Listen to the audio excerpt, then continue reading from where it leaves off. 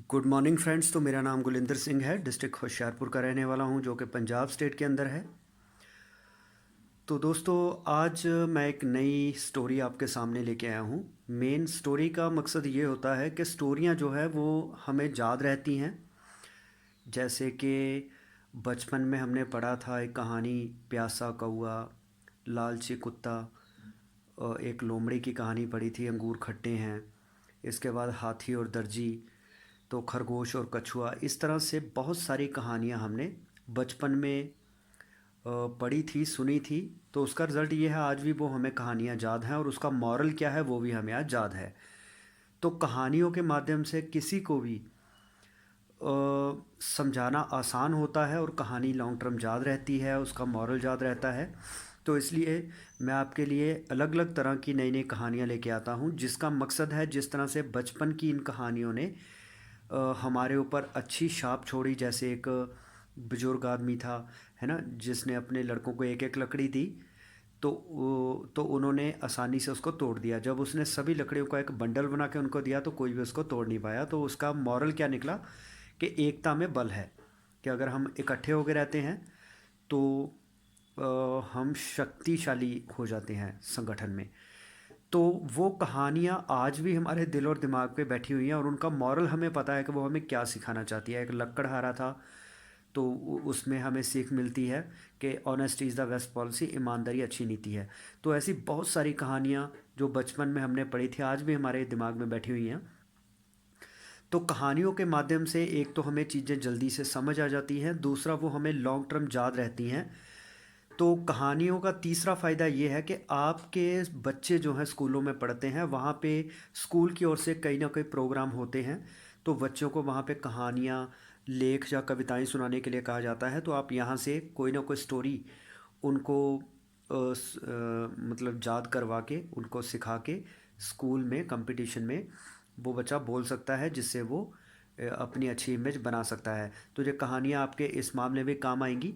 तो आप मेरे चैनल को सब्सक्राइब ज़रूर करिए, बेल आइकन को प्रेस करिए, ताकि आने वाले वीडियोस की नोटिफिकेशन आपको मिलती रहे। जो भी स्टोरियाँ मैं आपके लिए लेके आता हूँ, तो उससे आपका और आपके बच्चों का फ़ायदा हो सके। तो बच्चों को एक मटेरियल मिल सके स्कूल में बोलने के लिए, बताने के लिए, तो आपकी ज़िंदगी में एक वैल्यू ऐड हो सके।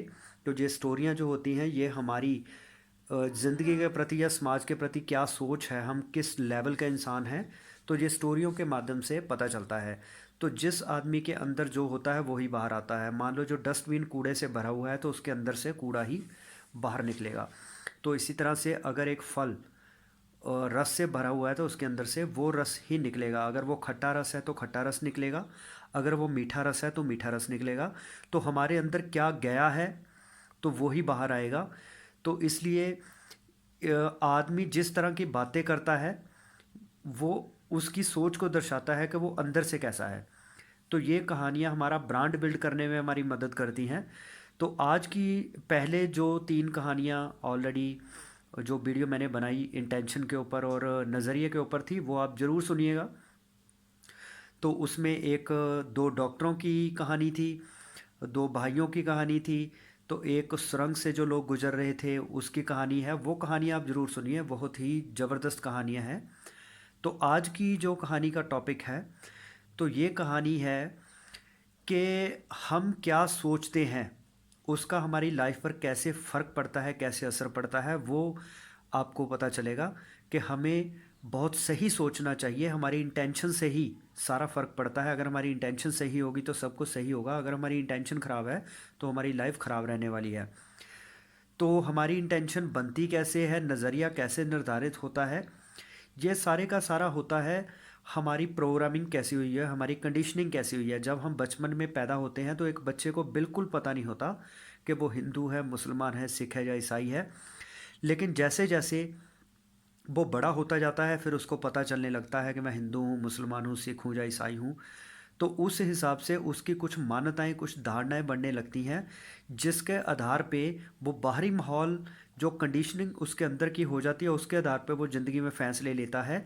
तो क्योंकि उसकी कंडीशनिंग ही गलत हुई हुई है, उसकी प्रोग्रामिंग गलत हुई है, उसकी धारणाएं, मान्यताएं गलत हैं, तो वो पूरी ज़िंदगी गलत फैसले ही लेता है। तो जिस कारण से उसकी पूरी ज़िंदगी ख़राब रहती है, वो पूरी ज़िंदगी दुखी रहता है, बीमार रहता है। तो लड़ाइयाँ रहती हैं, घृणा रहती है। तो इसलिए हमारी कंडीशनिंग सही होना बहुत ज़रूरी है। तो मैं आपको ये कहूँगा कि अपने बच्चों को ये वीडियोस ज़रूर सुनाइए, ताकि उनकी कंडीशनिंग सही हो, उनको हिंदू, मुस्लिम, सिख, ईसाई के सोच से ऊपर उठा के उनको एक इंसानियत उनमें पैदा करें, ताकि हम दूसरे के भले के लिए काम करें। तो जो स्टोरी है, इसके माध्यम से आज मैं आपको समझाऊंगा कि किस तरह से हमारा नियत नज़रिया जो है, हमारे विचार हैं, हमारी ज़िंदगी को सही करते हैं। तो एक बार क्या हुआ कि एक राजा था। तो वो राजा कई बार, महीने में एक दो बार, अपना भेष बदल के एक आम आदमी बन के लोगों के बीच में घूमता था, प्रजा के बीच में। वो ये देखना चाहता था क्या मेरी प्रजा मुझसे सेटिस्फाइड है या नहीं है। तो एक वो जब भी प्रजा के बीच में घूमता था, उससे सभी से प्यार था राजा को। लेकिन जब वो एक लाला की दुकान के सामने से गुजरता था, उसके मन में ये विचार आता था कि मैं इसको सूली पे लटका दूं, इसको जिंदा जला दूं। तो उस राजा के मन में ये सवाल आया कि यार, इसने कभी मुझे कुछ कहा नहीं, तो मेरे मन में बाकी के प्रति तो सभी के प्रति प्यार है, लेकिन इसके प्रति नफरत क्यों है। तो उसने इस चीज़ की ड्यूटी अपने एक मंत्री को सौंप दिया, ये काम, कि तुम्हें ये पता करना है कि मुझे उस बंदे से नफरत क्यों है, क्योंकि उसने मुझे कभी कुछ कहा नहीं है, तो ऐसा क्यों है। तो मंत्री ने उससे एक हफ्ते का टाइम मांगा, तो उसने छानबीन की, तो वो राजा के पास आया। तो उसने कहा, राजा जी, बात यह है कि उस आदमी ने आपका कभी कुछ बिगाड़ा नहीं है, ना आपने उसका कुछ बिगाड़ा है, फिर भी वो आपके प्रति नफरत रखता है। उसका कारण ये है कि उसके पास चंदन और केसर की लकड़ी है। तो उसके पास ये लकड़ी काफ़ी देर से पड़ी हुई है, तो वो बिक नहीं रही है, उसका वो पैसा ब्लॉक हो चुका है। लकड़ी चंदन और केसर की ख़राब हो सकती है जल्दी। तो उसको वो लग रहा है कि मेरा नुकसान हो जाएगा। तो वो इस उम्मीद पे बैठा हुआ है, वो ये कामना कर रहा है कि राजा की जल्दी से डेथ हो जाए, क्योंकि राजा की डेथ होने पर ही उसकी चिखा जलाने के लिए चंदन और केसर की ज़रूरत पड़ेगी, मेरी लकड़ी है, तभी ही बिक पाएगी। तो राजा ने सोचा, यार ऐसा है, वो मेरे मरने की कामना कर रहा है। तो कहता है बिल्कुल। तो कहता है इसका सल्यूशन क्या है। तो मंत्री ने कहा, सल्यूशन ये है कि आप ये अनाउंसमेंट करवा दीजिए पूरी शहर में कि जिसके भी पास चंदन और केसर की लकड़ी है, वो राजा को बड़ी अर्जेंट चाहिए, तो जिस भी दाम में कोई बेचना चाहता है वो बेच सकता है। तो राजा ने यही अनाउंसमेंट की, और जितनी भी चंदन और केसर उस लाला के पास में जमा था, वो सारे का सारा खरीद लिया।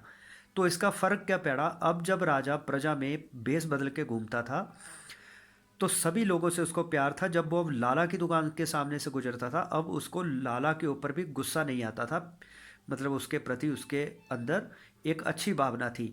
तो इसका मतलब कि जो विचार, नेगेटिव भावना उस दुकानदार ने राजा के प्रति रखी हुई थी, बदले में उसको वैसी ही भावना राजा से मिल रही थी।